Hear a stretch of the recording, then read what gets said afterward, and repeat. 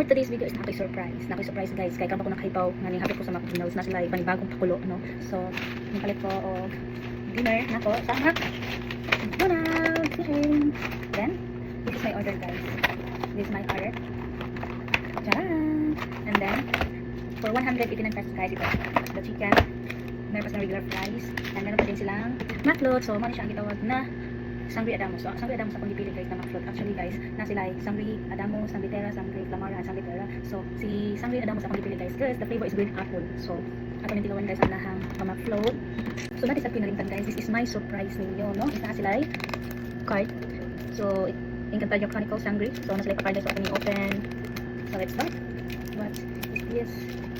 I think kung akong pagkuhan kung sa akong i-order na McFloat, kaya naman sila pangalan ko sa McFloat, Sangre Terra, ano, Sangre Adamos. So, siguro, this card is parang si ano ni, si Sangre Adamos. Kay Adamos na nakong gipalit na McFloat.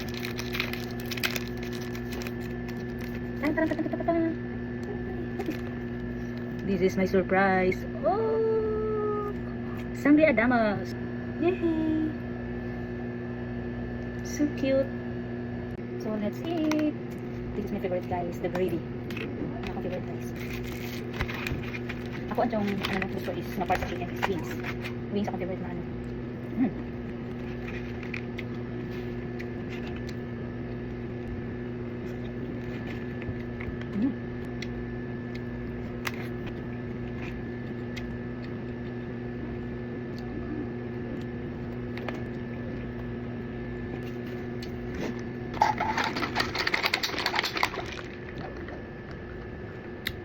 Not bad.